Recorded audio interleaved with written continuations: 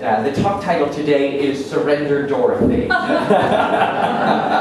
So I asked Lisa, I talked to Lisa, and we came up with some versions. There have been 3 different musical versions, all based on the book, The Wizard of Oz. There's obviously the famous Judy Garland movie, The Wizard of Oz, and then there's The Wiz, written by Charlie Smalls.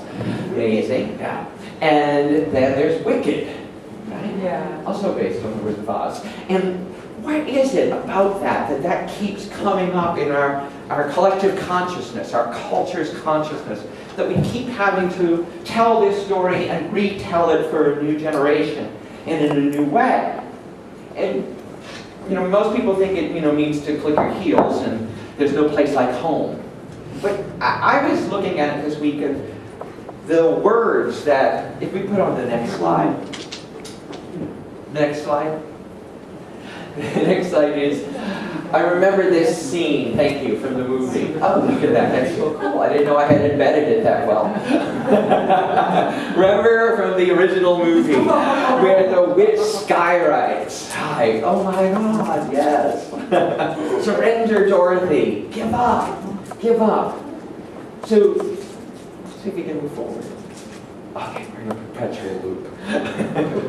And when we're in a perpetual loop, you can't escape, right? And the only possibility is surrender. Remember the story of Dorothy. There she was in Kansas. Not happy. Looking always for something else. For something over the rainbow. Something outside of what she knew. And she wanted and longed for something else. Well, unfortunately, she got what she wanted, and she landed in Oz, and it was magnificent and scary, all at the same time. And then, from the moment she got there, she kept trying to find a way to get back home. And she was told that the way to back home was to go to the wizard, and to take the yellow brick road, and travel down the road, and find the answer down there. And the wizard was wise, and the wizard would help her. So she set on out, and she found the scarecrow along the way. And he needed a brain. He thought he couldn't think. Thought he couldn't think. That's an interesting thought, isn't it? Right? And so he and Dorothy then set out to find the wizard. And then they run across the Tin Man, who has everything, but he longs for a heart. He longs for affection. Right? He longs for that intimate connection. And so then the 3 of them, and Toto, set out along the road down to meet the wizard. And finally they run into the Cowardly Lion. And the Cowardly Lion needs courage. Needs to stand up for himself and to be fully who he is. So then the 4 of them all travel down the road to get to the wizard and to get to the Emerald City. The perfect place where all of their longings and their dreams will be fulfilled. But of course, along the way, the Wicked Witch is trying to subvert their plans, and trying to get back the ruby slippers from Dorothy's feet. And she writes those words on the screen, surrender on the sky. Surrender, Dorothy, give up, give up. And what happens? Actually, she manages to put Dorothy to sleep. Manages to put a spell on her, and they fall asleep in the field of poppies. And before Dorothy can make it to the Emerald City, she's scooped up, taken away into the middle of the witch's castle, into the height of the danger. And from that place, from her capture, where she surrendered, she finds a way out. Inadvertently, and not what she had planned. But she finds a way through. And away from the Wicked Witch, she then finds and meets the wizard. And here's the fun part that we all like to tell. The wizard is a con man. Right? The wizard is an illusion. The wizard is a belief that we all take in that something or someone outside of ourselves is going to fulfill us. Amen. Something or someone is going to fill in that missing piece and give us what we need. And when he goes down the line from the Scarecrow to the Tin Man To the lion, he tells each and every one of them that you've already been acting with intelligence, with a heart, and with great courage. You don't need me. I can give you this certificate. I can mirror it and affirm it for you, but you already are those things. You don't need to do anything on the outside, but surrender to who you really are. Accept and surrender your true identity.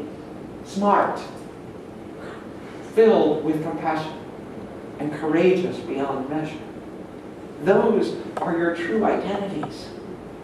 And when it comes to Dorothy, who wants to go back to Kansas, he has nothing to offer her except a balloon, which he has no idea how to manage, and sails away without her. At which point, her good fairy godmother, the good witch, Glinda, reappears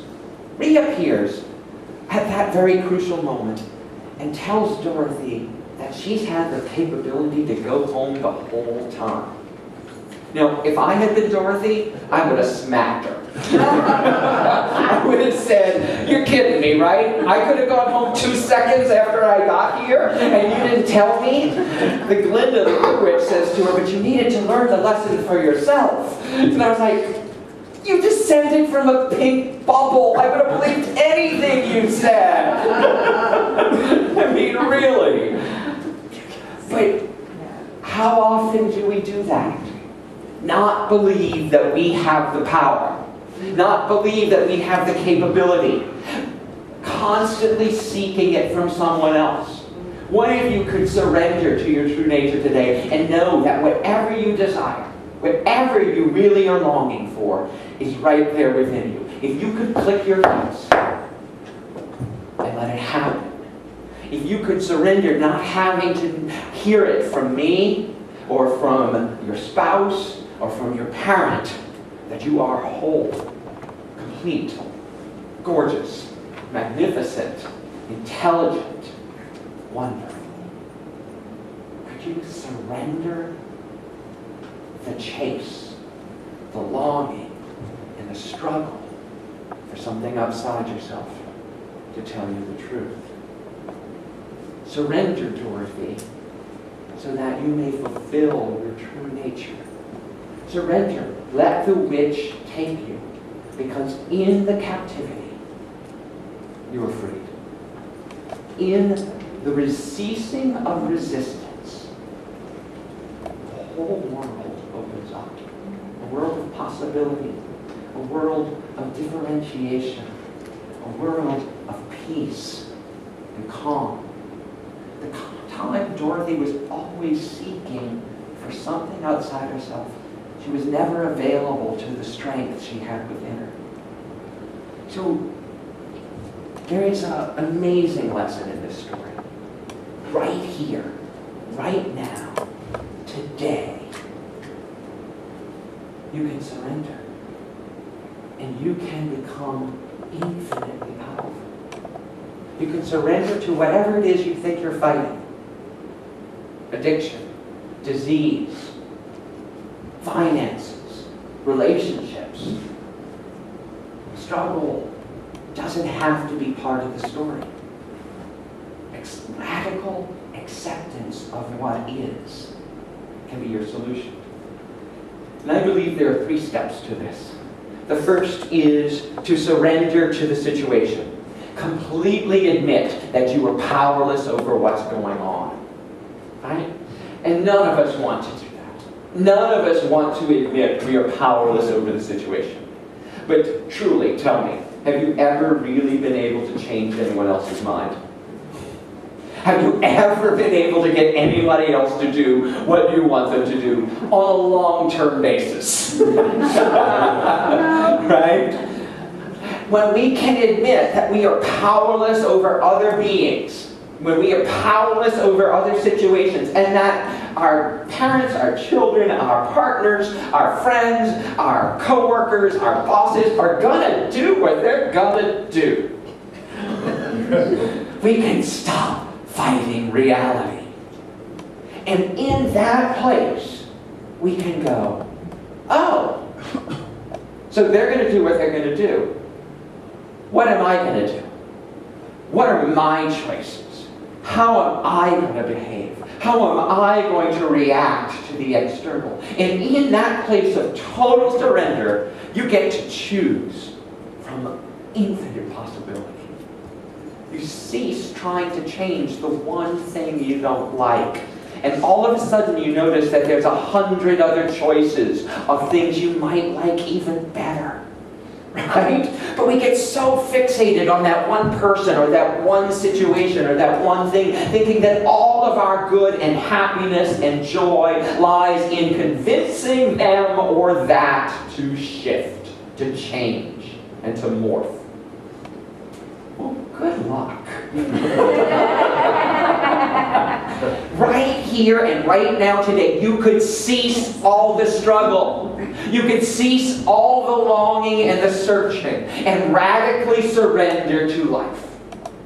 Wow. Anybody want peace? Anybody want happiness? Anybody want joy? Then stop trying to seek it outside yourself. So surrender to what is. When you can, look at the infinite possibilities around you. Surrender what you thought it was supposed to look like and open up to what it could look like. Last week, Martha Creek, was so wonderful, did a whole thing on how we think we're so powerful and we try and get cats to bark. Right? Okay, come on. All right, cat, this is how you do it. Ruff, ruff. And the cat always just goes, meow. When you surrender that you're never going to get a cat to bark, you can just stop and get a dog. Okay? You can fulfill that longing within yourself by getting the dog. It's not trying to teach the cat to be something it's not. You can stop trying to get your parents to love you the way they're supposed to love you. Right? Whew, how many of us got caught in that trap? Right? My parents are supposed to love me this way. Well, guess what? They don't. They're not capable of it. But are there hundreds, if not just dozens, of other people on the planet who will love you that way? Can you get that need met from someone else and free your parents from an impossible task? Right? Your spouse is supposed to love you unconditionally. Anyone who's ever been in a relationship knows that's not true. But we believe it anyway. We believe it anyway.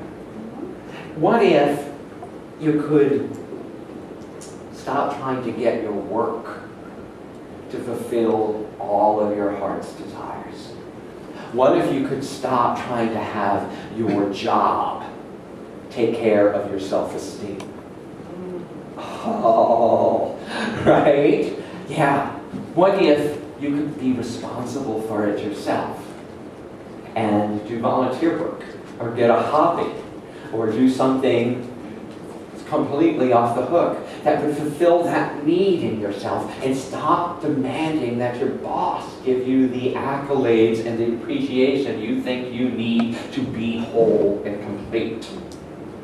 When you surrender to all those external prisons, impossible tasks, you come back home. You click your heels and come back to that little small place within you that knows that you are powerful, believes that you can fly on air, that you can achieve everything you set your heart on. When you click your heels, when you realize the power you have had all along, stop squandering it by giving it to other people, by demanding that they fulfill it within you. You shift from that little girl who's a victim of her circumstance to the joyful, peaceful, loving child within us all. When we can surrender to what is, we live in a world of infinite possibility. When we can surrender, we gain so much. So I invite you, every time you come across that brick wall now, to surrender Dorothy, to give it up, and know the truth of who you really are. All the time, you have the power. Let's take that to our time of meditation.